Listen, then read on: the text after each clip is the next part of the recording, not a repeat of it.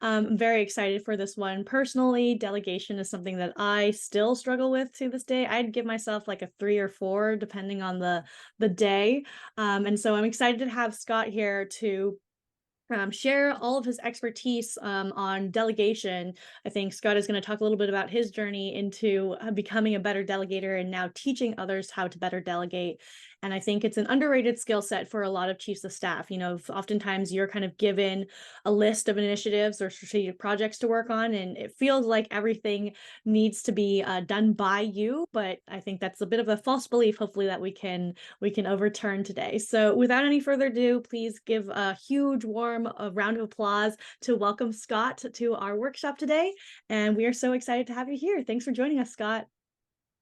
Well, thanks so much, everybody. Hello, everybody. I guess to be fair, I'm going to give myself about a 4.5.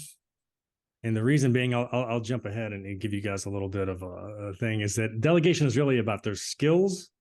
There's the mindset and the want to, right? You got to want to do it. You got to want to delegate instead of doing it yourself. Then you got to have the emotional intelligence to respond well in challenging situations around delegation. Right. So I think, to be a 5, to be perfect all the time is really, really hard to do. Right. Because it is a very, very kind of hard skill to do.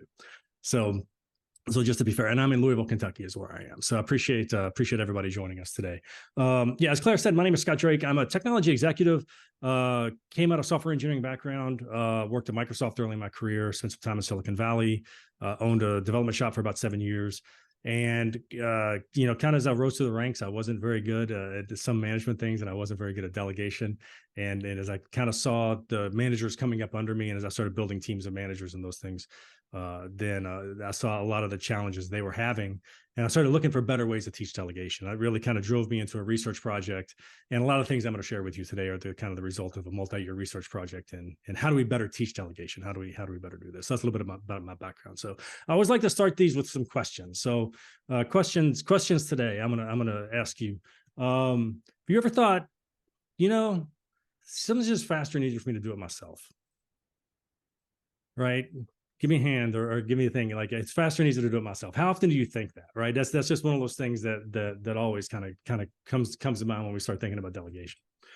Again, this is the emotional intelligence aspect of it, right? You got to recognize that you're feeling these things and want to do it anyway. You ever thought, how do I get people to work to my standards? Like, a big challenge in delegation is a lot of times we want to hand things off to other people, but we don't trust that they're going to do it right, or we don't trust that they're going to do it to the level that we would want it to be done. How do I inspire an ownership mentality in my team? Right? How do I get people to want to take initiative and to want to own things? Excuse me. You ever thought, I wish people would bring me solutions instead of just problems? Right? Especially as the chief of staff, a lot of problems, a lot of potential work crosses your plate. But how often do you wish people would bring you solutions to the problems instead of just the problems? Or how often do you go to teammates and say, I need help, but they're just stuck in solutions and they don't think to bring problems. And the reality is, these are all things that even I today, right, I still think and feel these things. Right? These are perfectly normal, natural things for people to think and feel.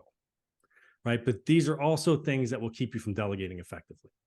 Right? If you don't know how to work around these, if you don't know how to do that, then you're going to struggle to delegate, right? So we're going to talk a lot about these today, and we'll talk about how to overcome some of these things today, right? And if we get stuck in these and we don't delegate effectively, if we're delegating at that 1, 2, 3 level, right, there's a lot of pain and suffering that tends to be caused within our organizations. We've probably all experienced bottleneck managers. We've possibly been bottleneck managers, right? I was a total control freak for about 10 years. That's just the reality. A lot of us kind of start that way. Has anybody dealt with control freak managers? Has anybody kind of dealt on some of those kinds of things, right? That is typically a problem in delegation that causes a lot of pain and suffering, both for the manager, but for others in the organization. Pain and suffering, poor employee motivation, engagement. Right. A lot of people don't like to work for control freaks. People don't like to work for people who tell them what to do. They like to work with people that can kind of challenge them. A lot of unhealthy conflict. You see turf wars in your organization. You see a lack of collaboration in your organization. Right. These are often caused by delegation problems. They're often caused by problems in collaboration between managers and teams, or between managers and each other. Culture issues. Right. If you see, and I know one of the big things for chiefs of staff is that you feel like part of your job is to really help build a culture. right? But a lot of culture issues stem back from how people delegate and how people collaborate. Productivity issues, lack of innovation, right? So in the chat, throw in a number. Like, have you seen these in your organization? Do any of these show up either today or have you seen these in the last couple of years? Like, what has been some of the problems or some of the pain and suffering that you've experienced in your career or in your organization around any of these things? All right. So my background, 3, nice. Conflict, right? All resonate, but number 3, particularly when doing cross-partner collaboration with other orgs. Yeah, teams can be very territorial. Right. So one of the slides I like to share in my workshops, this is me. This was Scott the first 5 years as a manager. Right. I was underwater, working 60, 70 hours a week, sleeping under my desk, right? Asking, why do I have to do everything? And my team was bored, right? They were playing cricket in the parking lot, right? Scott was inside solving all the problems. My team was bored, leaving work early, coming in late, right? I was a prototypical, kind of that prototypical control freak manager who just couldn't create space for other people to help them, right? So this is typically where a lot of people end up. This is where a lot of managers start and where a lot of us end up, right? So if you see these things in your organization, right? If you see those challenges, if you see people saying it's faster to do it myself, if you think it yourself, right? These are all things we're going to talk about today. These are all things that by the end of this session today, you're going to have some ideas on how to improve these things and how to do these things better, right? So agenda, what are we going to cover today? How are we going to do this? We're going to talk, number 1, what is delegation? Like, what is it? Let's just put a definition to it, right? With a lot of us, I think we feel like we understand what it is, but we really kind of struggle to say what is it and where does it fit in the type of work that we do. I'm going to give you 7 steps to effective delegation, right? I'm going to walk you through how to delegate in 7 steps. So you're going to walk away with a framework on doing that. We're going to talk about how to delegate without authority, right? A lot of delegation is actually to peers. If you escalate something to your boss, that's delegation. You're just delegating something up, right? So delegation happens in a lot of different directions. And a lot of times you are delegating without authority. I know that's really a big thing for chiefs of staff, especially, but it's really the nature of delegation is something that needs to be done even without authority. So we're going to talk about that a little bit as well. I'm going to give you some resources. So toward the end of this, everything I'm going to share today, I can make available. And then there's actually a free lesson and the framework I'm going to share today. You can download all that kind of stuff for free. So I'll give you all that kind of stuff at the end. And I will say this is going to be interactive, right? I'm going to ask you guys to stop and pause and reflect and do some work as we go through this. So it's not just going to be me talking the whole time. So if you have some place to write or take notes, please have some place to do those things.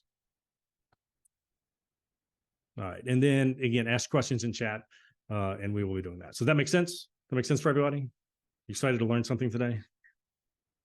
All right, awesome. All right, so let's get going. What is delegation? All right, my definition for delegation is that delegation is working through others instead of doing things yourself. Right? There's things you need to get done. There's things you need to do, but you can or you don't want to do them yourself. You either don't have the skills or the know-how or the time. There's just not a good use of your time.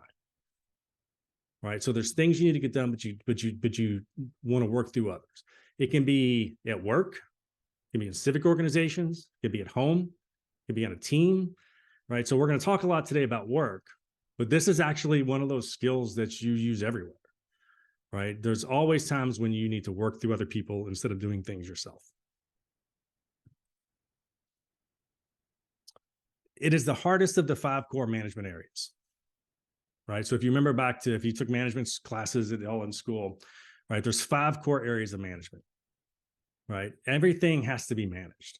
Everything has to be managed. Whether you have managers or not, everything has to be managed, right? You have to set goals around things. You have to make plans. You have to organize the resources who are going to do the work. You have to delegate or lead, right? And then you have to build situational awareness and make adjustments, right? Delegation is the hardest of those 5. The other 4, a lot of those other 4, like Scott the engineer was great at several of those. It's why he had quote unquote management potential. Right. But that last one, that delegation piece is the hardest of those 4 key things. So we're going to talk about those actually 5 key management areas as we talk, because it's going to be part of that. You're going to need to delegate those at times, but it's the hardest one. I'm going to talk a lot today about management, but I want to get in front of this and say that management does not equal authority. Right. Everything has to be managed. If you are setting goals to achieve goals, if you are running a business, if you're running a team, if you are running a project, right? If you're taking a trip, if you're organizing an event, right? Everything has to be managed. So when I talk about manage, what I'm talking about is the act of managing things, not a position or some level of authority. And then management, that work is often done by non-managers, right? So you don't have to be a manager to do that management work. So we're going to talk a lot about these things today, but what is delegation? It's working through others, and it's the hardest of those 5 key management areas. So we're going to dig into that a little bit more. Why is it hard? So we're rewarded our whole lives for having answers, right? If Scott in middle school wasn't good at pre-algebra, I can't go to my friend and say, just give me the answers, right? That's called cheating, right? We're rewarded our whole life for having answers. So a lot of times our ego is attached to having answers. In delegation being working through other people, we have to suddenly step back and say, it's not my job to have answers. It's not my job to be right. And that's a very hard transition for a lot of people, right? So that's one of the reasons why it's so hard. We often get into leadership because we want control. Scott started his first company because he wanted control, right? Scott's company didn't well until he gave up control, right? So a lot of times we get into this because we want control, but control is really gonna make it hard for us. There's about 10% of people who are natural managers or natural leaders. About 90% of us are not. And it's this delegation piece, it's this leadership piece that we're not. So about 80% of us can learn, but we have to learn because we start out our journey being too opinionated with our ego attached to being right instead of doing that. So this is part of why it's hard. So what is it? Delegation is working through others instead of doing everything yourself. It's part of management. It's part of the broader sphere of management, but it's one of the hardest things to get right. And this is why. All right. So let's get specific. Here's what I need you to do. I'm going to take about 2 minutes. And what I want you to do is I want you to think about in the last 30 days, what are some of the things that have come across your plate that you have needed to delegate? You may have delegated them successfully. You may have not. But what I want you to have is I want you to have some real world examples in your own head of things that you have needed to delegate. So as we walk through the 7 steps of how to delegate, I want you thinking about your real world, not some hypothetical world that Scott makes up. Right. So I'm going to set a timer here. We'll take about 2 minutes. And I want you to just brainstorm it. Just make a list. If you come up with 5 things, come up with 5 things. You come up with 20 things, come up with 20 things. But make a list of things that have come across your plate that you want to delegate. Maybe you need other help with others, and maybe things you needed to escalate up to your executive. But make a list. And if you feel like it, throw some examples in the chat as you go. So let me set my timer, and I'll give you about 2 minutes on this. Any examples anybody wants to share? Feel free to put them in the chat. Or how many did you come up with? Put your number in the chat. All right, 4 or 5. Any examples? Quarterly board memos, getting a team playbook, retreats, 3 new states for payroll taxes. Yeah. Meeting facilitation. Yeah. Lots of holiday parties, retreats coming at the end of the year. All right. Well, good. Well, good. Those are some good examples. So here's what I need you to, here's the important thing to understand about all the things that you guys can come up with, right? There's 3 types of things that you're going to delegate. First are tasks, right? A task is a specific action or assignment that needs to be accomplished within a larger initiative and ongoing concern. Right. So think about where you have systems in place. Like if I facilitate the same meeting every week, then I'm probably going to have a set agenda for that meeting. The people who are there are going to be similarly there, right? How we do it is known. I can show somebody how to do it. I can train somebody on how to do this, right? It's a task. Some examples like meeting scheduling and facilitation. Like if there's consistent reports or documents or things that we prepare on a regular basis. There's some routine maintenance thing, like again, setting up taxes in other states. That's somewhat a task that could also be a problem. We'll talk about problem solving here in a minute. So your first type of thing that you might need to delegate is the simplest, and that's a task. There's something you can train somebody how to do. Does that make sense? That's what a lot of people think about when they think about delegation. They think, okay, task, we're going to delegate tasks. The second thing people need to be able to delegate is problem solving. Right? Problem solving is a specific challenge to resolve. How we're going to do it, we don't know. right? I don't know exactly what it's going to take to set up this retreat. I don't know exactly what it's going to take to do these filings in these other states, right? There's learning loops are often required. Like you get into it and you might realize I don't know everything I need to know to actually solve this problem, right? So what you're actually delegating is the problem solving. You're saying, hey, we need to solve this problem. We don't know how we're going to do it. You need to delegate those two things differently. We'll talk about that here in just a minute. Some examples. Non-standard customer service issues. Something comes up that doesn't fit in the normal customer service channels, then somebody's got to pick it up and run with it and figure out how to do it. Process improvements. That's a big thing typically in the chief of staff life is how do we improve processes, right? That's a problem because we don't know, right? We start a project to improve processes and we don't know exactly what the end is going to look like. Don't know exactly how long it's going to take or how we're going to do it, right? So that has to be delegated differently. We'll talk about that how here in a minute. One example, I met with a chief of staff that I know, and one of the examples he gave me is, they get new regulatory requirements and he's got to figure out what does this mean? That's a problem. He doesn't know, right? So that is something that either he needed to figure out how to do or he needed to be able to delegate to somebody else to solve this problem, to figure this out, to come back with more information. Does that make sense? That's your second thing. Third thing, management responsibility. We talked about management being those 5 things: setting goals, planning, organizing resources, leading, delegating, breaking that thing down into even smaller pieces, building situational awareness, right? There's things in a business that we have to manage. There's things that you may be responsible for managing. There's things that you may need to take this big thing that you manage and break it into smaller pieces and delegate that management to other people. For example, my last role where I was VP of technology, I delegated all of our cloud infrastructure and hosting to our DevOps manager. I put him in charge of the management of it, right? But that delegation was very different than the delegation for a task or the delegation for problem solving, right? So this is management responsibility. It's overall accountability and ownership for the successful management, decision-making, and outcomes related to a particular area, right? It's about that setting goals. Examples: budgeting, project management. The example before with the compliance, he had to figure out how do we do this compliance thing, but then what does that mean for the ongoing operation of our business? Somebody's got to own that. I now need to get somebody to step up and take on the management of this long-term compliance piece. Does that make sense? So there's 3 things: tasks, problem solving, and management responsibility. Had you thought going into this about the idea that we have these 3 types of things to delegate, or is this a new idea? Feel free to throw it in the chat. And then of the things that you came up with, what do they fit into? Are they more task? Are they more problem solving? Are they more management responsive? What are the things that the examples you came up with, what are they? Yeah, task and problem solving. Most people think about tasks. But from the talks I've had with a lot of chiefs of staff, most of what they delegate is problem solving. It's a lot of what crosses, and you guys are all different, right? But that's the conversations I had leading up to this. A lot of what they were talking about, the things they were doing, were things that they can't necessarily show somebody how to do. They are things that I need people to help figure this thing out. Any questions on this? I mean, if you feel free to raise a hand or throw a question in the comments. This is a pretty important concept. We're going to build off this for the rest of our time. But any clarification that anybody would like on this before we move ahead? All right, so let's take one of the things that you all came up with. I asked you all to come up with some examples of things you would like to delegate. And let's go through 7 steps. Let's go through the 7 steps of what it would take to delegate that.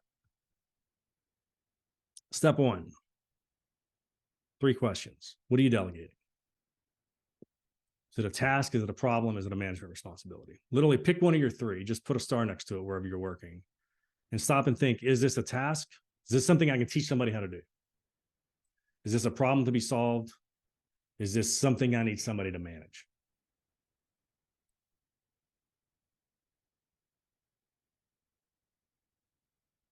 And then the second part is, what does success look like? How will you know that's done well? How will you know it's done right?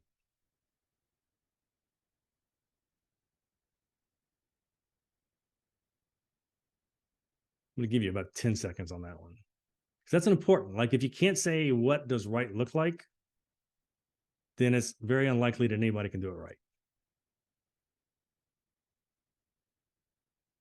So the first question is, what am I delegating? What does success look like? Second question, what's my level of know-how on this? Can I do it? Do I know how to do this? Or am I delegating the cloud infrastructure to somebody else because I don't know how to do it? Answer that question for yours.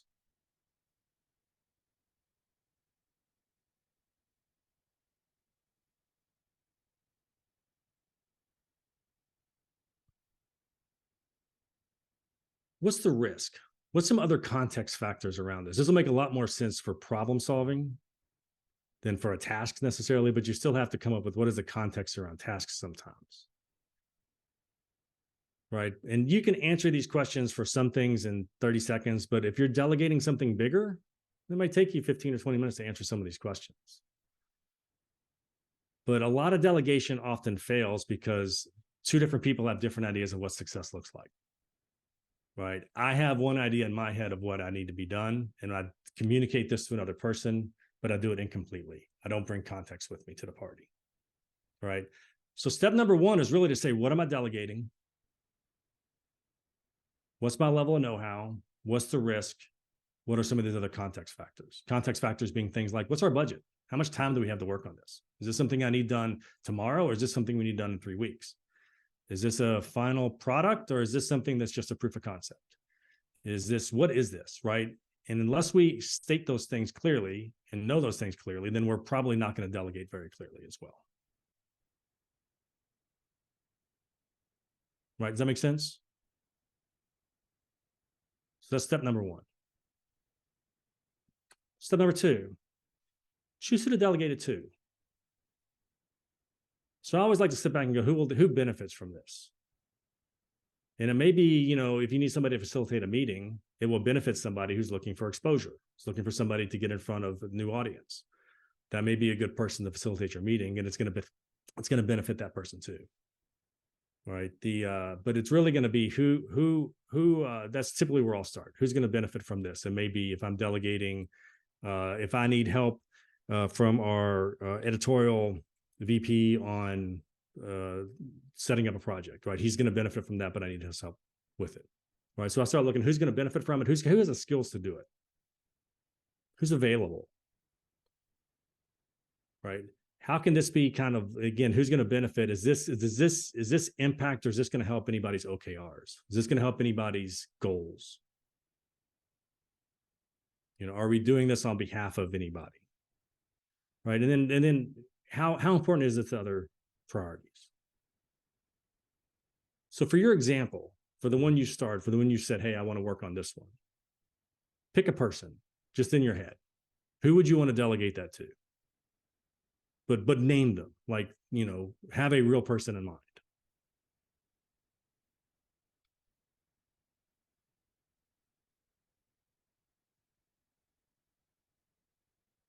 You have somebody?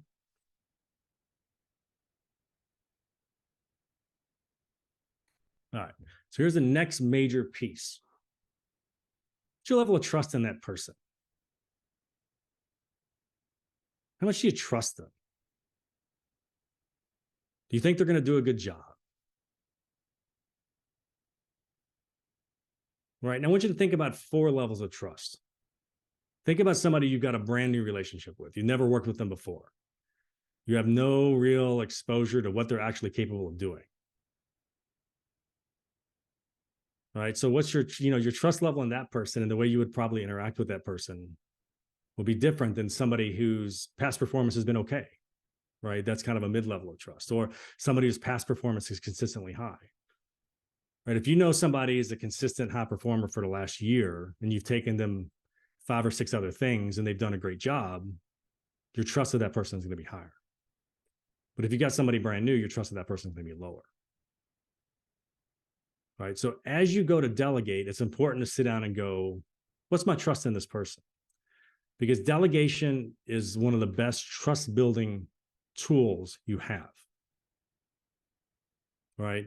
One of the big takeaways, like I always ask people when they go through my workshops, what are some of the takeaways? One of the biggest takeaways I always get is this idea of, I always thought I needed to trust people before I could delegate to them. The reality is you need to be able to delegate to people you don't trust yet. You just have to do it differently. You have different strategies. We're going to walk through the different strategies here in a minute. Right? So what is your level of trust in that person?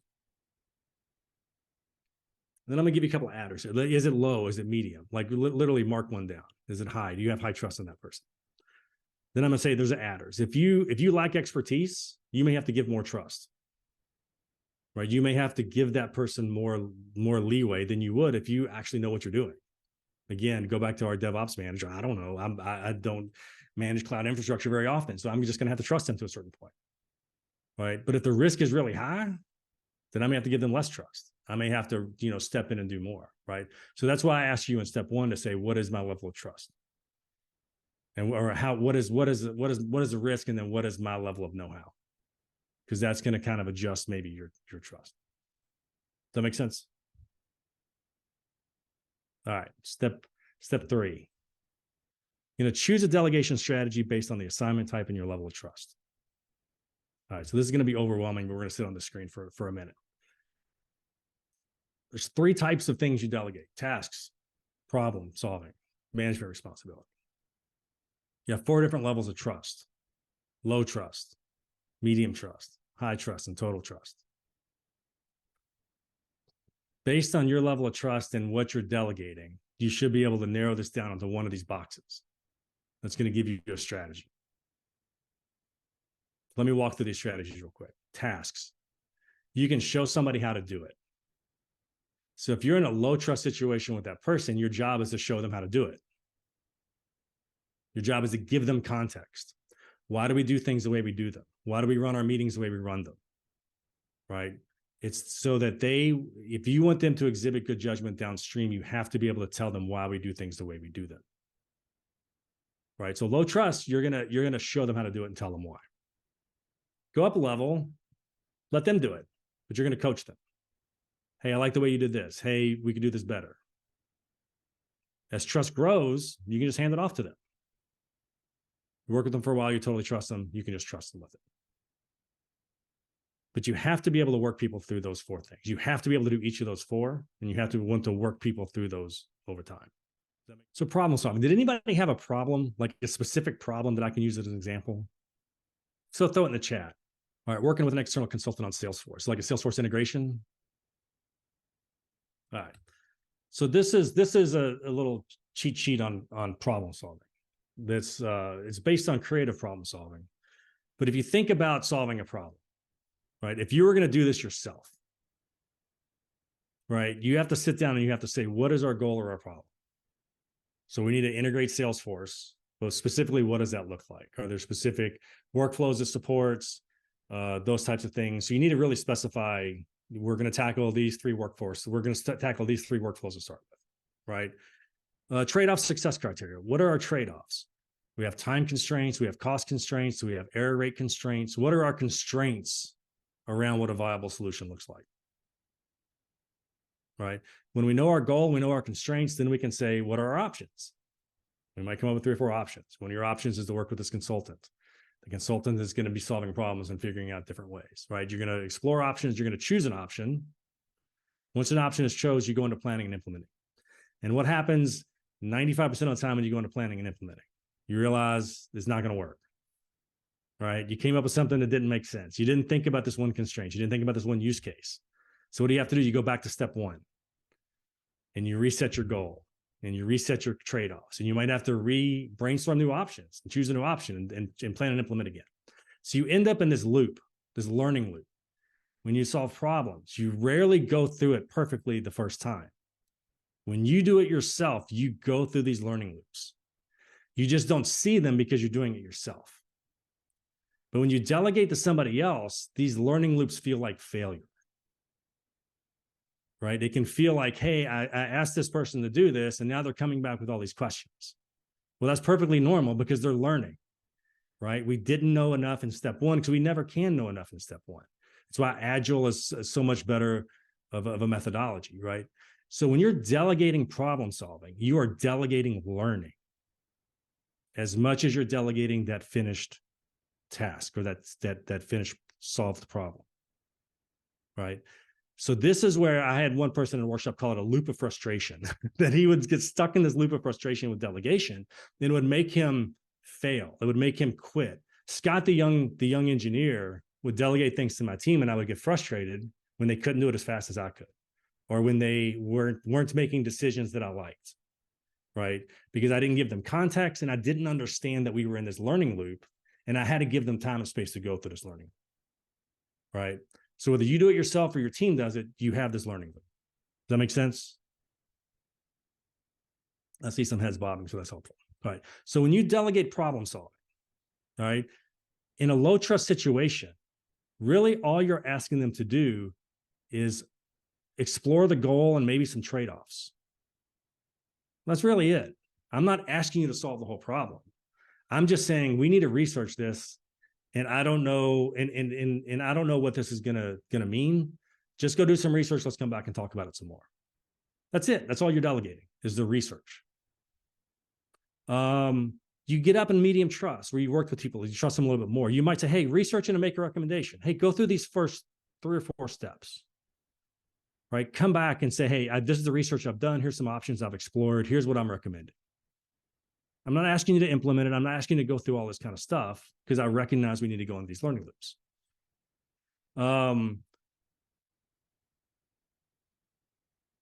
As you get up high trust, decide, share criteria, you get to where you really trust people, you can just say, just do it. So that's the level. Those are the tiers that you need to go through with problem solving. Does that make sense? Any questions on that?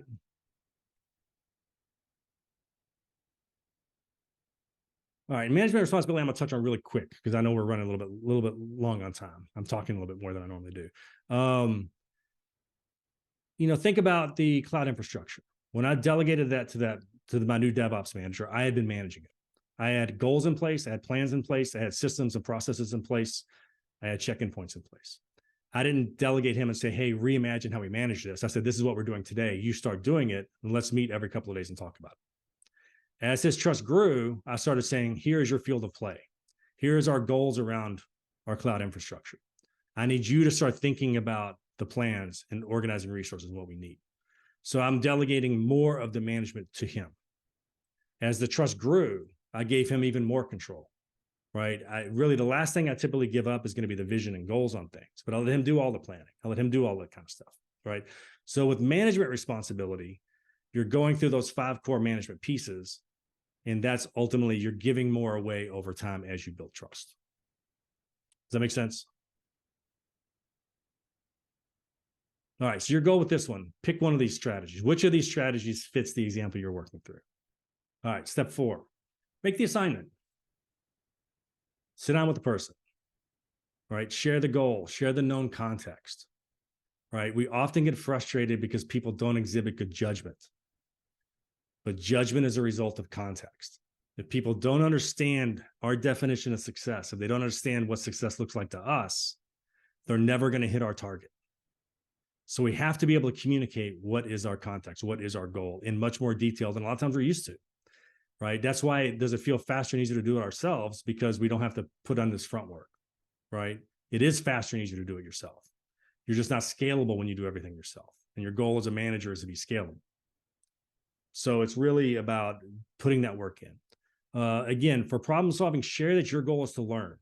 I'm not looking for the finished product here. Our goal is to learn. We are going to learn as we go through this. It's going to feel weird to you, right? I'm not that you're going to come back to me and say we have problems, and that's what I want you to do, right? That's what I want you to come back and say we've learned some new things, right? The other thing that can be really helpful is share anything you've tried before to solve the problem, right? A lot of times you take a problem to somebody and they want to do the exact things that you already tried 3 times, right? So share some stuff like that. If you've done some things in the past to do that, share those things with them. That's step 4. So think about that. Just spend 10 seconds and think about what would this conversation look like with the real person that you want to delegate that to. Step 5, negotiate. Discuss your expectations with the person and reach an agreement. All right, what are the next steps? When are you going to check in? Hey, check back with me tomorrow on this. Or hey, let's sit down next week. But when you delegate, negotiate. When you delegate, set those expectations. Chucking something over the wall at people, that was my other strategy in delegation early on, that I would just chuck stuff at people and hope for the best, right? That typically doesn't work very well. So your 5th step is going to be to really negotiate that with the person. Let them know what resources are available. What priorities does this take over other work?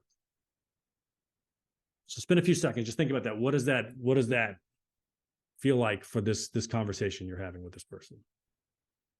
Step 6, check in. Do it. Right? We said we're going to meet tomorrow. Let's meet tomorrow. All right. What were you supposed to do? What's been learned? What adjustments do we need to make? What's working? What's not? Do you have the right resources you need? Are there blockers you're facing that I didn't help you get out of the way? Right. It's funny. I do these workshops and I'll have executives go, it sounds so obvious, but I'm not doing that. Right. So, I mean, it's really, sometimes you just got to have to make the checklist and follow the checklist. So check in. So spend a few seconds. What does that feel like? How does that imagine that conversation with the person you're delegating to? Step 7, give and get feedback. Right. Celebrate. Thank them. What went well? From your perspective, from their perspective. What didn't go well? Like, what can we do better next time? How can we improve this? Right? Retrospectives are huge in tech, but they're really great to do little mini retrospectives every time you're delegating to people, especially as you're building trust with people over time. Right? How can we improve the process? What will we do differently next time? All right, 7 steps. Answer the basics. Choose who to delegate to. And your trust. What's your trust with that person? Choose a strategy. There's 12 strategies. Delegate, negotiate, check in, give and give feedback. Does that make sense? What questions you have? All right, let me spend a couple of minutes on delegation without authority, and we'll wrap up right around 10 till. What if you have a small team, 2 people, and exception some growth? And are expecting some growth? So, I mean, new people is really about starting them at the lower trust levels and bringing them up. Right. But it's recognizing when it is a heavier management lift when they're new and there's low trust, because you have to put more into it. It's like putting money in the bank. You're investing in the people. You're putting time into the people. But what's going to happen is over time, they're going to be able to pick up more and to take more. So it's really that's just kind of the bottom line. It's just a lot of people, management takes time, and that's what unfortunately is the reality of management sometimes. All right, let me go through these steps. Delegating without authority. These are kind of common sense, but at the same time, as I said, a lot of delegation happens without authority anyway. It's how it is collaboration. It is how people work together, right? Biggest thing I see that I think, especially with newer managers, is that they don't sell the problem. They just ask for stuff, right? And to me, I always find myself pushing back on, why is this important? What's the problem? What does this solve? Why is this more important than other stuff that we're working on? Right. So when it comes to when you don't have authority to just say do it, then a lot of times you have to sell the problem.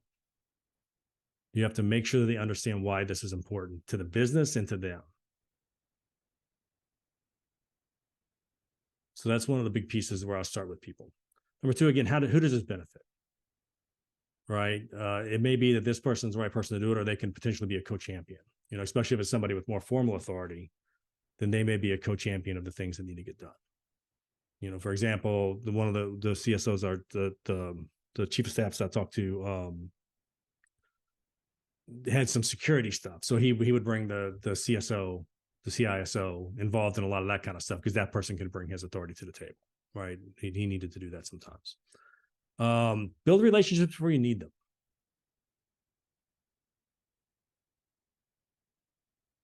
All right. Start small. Find small reasons to work with people. It's a small thing we can do, even if it's not super important, just to start building that relationship, just to start earning their trust. All right. Trust is that 2-way street kind of thing. Do regular one-on-ones with the key people that you're going to have to interact with a lot and delegate and work with and collaborate with a lot. Then see if you can't get on their calendar on a regular basis, and just be service-minded, right? Just try to help them. Just try to be helpful. I still love Zig Ziglar's quote: "You can have anything in life you want if you help other people get what they want." Just be helpful. Just help people get things that they want, and they're more likely to be responsive and help you when you need them. Right. But make that investment. Right. Don't wait until you need people to really start building those relationships. Be a gatekeeper. Right. Cut the noise down. Keep the noise down. Right. There's a lot of stuff, again, I call it potential work. A lot of potential work crosses your plate, and you can kill a lot of potential work before it goes anywhere. Right. So be a gatekeeper of what is really important, and be known as somebody who only brings important things. If you're bringing a lot of fluff and you're bringing a lot of stuff that isn't really important, especially important to that person, then they're going to be less likely to really jump in the weeds and jump in and help a lot. So that's one of the things I found, is to be a gatekeeper as much as you can. And then build your EQ, emotional intelligence. Right? Be positive. Be somebody that people want to work with. Be somebody that people want to help. Right. So it's really about these are just some of the core things I think that help with delegating, but also just in general with collaboration and working with teams. So anything anybody would add, or any questions? Question from Monica: I have difficulty delegation laterally with deadlines. To me, it goes back to when you delegate, negotiate, set expectations, get an agreement. And then a lot of that gets in the culture. It gets into, we have, we make commitments, we honor our commitments. That's a culture thing. That's an accountability thing. So the other thing I'll say, that a lot of delegation feeds into performance management. Right. A lot of companies I work with, a lot of workshops we do, it turns, the managers end up, they struggle a lot because they don't have a way to they're not seeing the performance from the people they're delegating to, and they don't have the mechanisms in place to deal with performance management issues. Right. So, on your team and some of those things, it can be more performance management. And I think cross and lateral, it can be culture and just expectations. So I would say, number one, make sure that the expectations are clear. Make sure you get commitments. But there's no magic bullets on that. But I think it would really be to focus on some of the culture issues and just some of those commitment issues. Would be my first thought.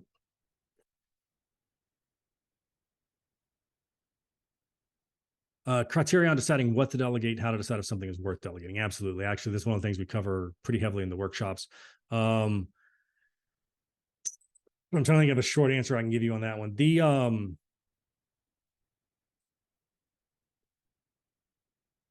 There's the Eisenhower matrix, which I think is fantastic, right? That can kind of help you decide if something is truly urgent, if something is truly important. I think, again, that goes into selling, right? You have to kind of understand what's important to the organization, what's important to this quarter, some of those things. So I always say,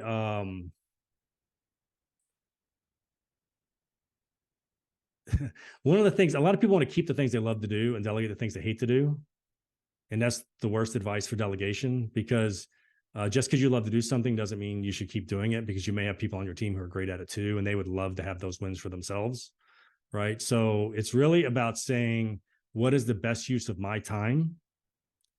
All right. And a lot of that is management. A lot of that is doing this management stuff that people don't want to do necessarily. It's not as fun or as sexy to do the planning and the organizing and resource and all that kind of stuff. So it's really about saying, how much time do I have? What do I need to spend my time on? What is the best use of my time? And then the things that I have been doing potentially, what are some of those things that may need to get delegated off, is where we spend a lot of our time in our workshops around what to delegate. Yeah, sell a problem, sell a purpose. Very similar, right? I mean, it's really, again, you're trying to make sure that they understand why it's important. And purpose is one of the big reasons why things are important. So let me do a quick wrap up, and we can then open up a few more questions again. All right. So I brought these up at the beginning. It's fast, easy to do it myself. How do I get people to work to my standards? How do I inspire an ownership mentality? It's faster and easier to do it myself. That happens most often when we're trying to take a problem and solve it and then delegate it as a task. So instead of delegating the problem itself and letting somebody else spend the time solving the problem, we're trying to solve the problem and then delegate a simpler task. So why does that happen? That's one of the reasons it happens. How do I get people to work to my standards? You have to provide context. A lot of times we don't provide context, and that takes time. That takes, again, that's management time. How do I inspire an ownership mentality in my team? Most people want to be sitting in this problem and responsibility space. They want to be working on problems. They want to be having responsibility to do things. But a lot of times we're micromanaging, or we're the control freaks, and we're putting everything in the tasks. And that's why often people feel that way. I wish people bring me solutions instead of just problems. Again, we're wired as human beings to see the problems with everybody else's ideas. Somebody else brings you an idea, your first thing is to go, that won't work. Because we're just wired that way. Because they didn't sell the problem, right? They gave us a solution. They started there at step number 4. I've chosen a solution. I'm all excited about it. I'm going to tell you about my solution. But if I don't understand your goal and the context and what you went through to make that decision and to have that idea, then I'm not going to understand it. And we often respond kind of negatively about it. So somewhere along the line, people have learned to not bring ideas. They've learned to just not do that because it's not appreciated. So it's really being conscious about your response when people do share ideas and make sure that they're encouraged to do it. So that's that. What have we covered today? Delegation is working through others. I'm going to blow through these real quick. And then, it is, again, the hardest of the areas, 7 steps, yada, yada. If you want to learn more, my email address, feel free to email me. I'm more than happy to jump on calls and answer questions and do those kinds of things. There's a website called delegationgrid.com. This framework is a PDF you can download. It's 3 pages. It's got the 7 steps. It's got the grid itself, those types of things. And there's content up there that will help you learn it. So if this is something you want to dig deeper into, this tool you want to dig deeper into, you can go to that site. And then this is also something that's totally freely available, ungated. So if you want to share this with other people in your organization, feel free to share that with the organization. And then if you're interested in anything else that I do, feel free to reach out through some of those other things. So with that, I'm going to stop. And I apologize, I went a little bit long, but that's typically what I do. But I hope this was useful. I'm gonna ask one more question. Based on what you learned today, would you change your rating in the beginning? A lot of you are 4s and 5s. Do you still think you were 4s and 5s? Did you learn some stuff today that'll move you up a little bit? Where would you rate yourself? How did that change anything for you? And Claire, while they're answering that, I'll hand it back to you. Amazing. Thank you so much, Scott. Everyone, please, a huge virtual round of applause for all of this information. I know it was dense, but hopefully everything is going to be helpful as you move forward and you're delegating, sometimes without authority, sometimes with authority. And I will get the slide deck from Scott so that we can upload it into our platform so you can reference it. And we'll also have these websites available too, so you can download some of these PDFs. Some really great things coming in through the chat here. And I know I learned a lot. I am definitely, I feel like, very confident on the task delegation, but when it comes to problem solving and things like that, I definitely could use a little bit more help on. So things for me to think about, and I hope lots of things for folks here to think about as well. We have about 2 minutes here. I think you've already answered all of the questions here in the chat. But any last pieces of advice you'd want to leave our chiefs of staff with, Scott? No, I said at the beginning, it is about skills, the willingness, and the desire to want to delegate. It's the skills, the will, the mindset, and it's about emotional intelligence. There's a lot of things that are going to drive you crazy, that you're going to go, I want to do this, but it's faster. So you really have to develop your emotional intelligence and recognize when you're getting dragged astray, right? So it's really not a skills problem for most people.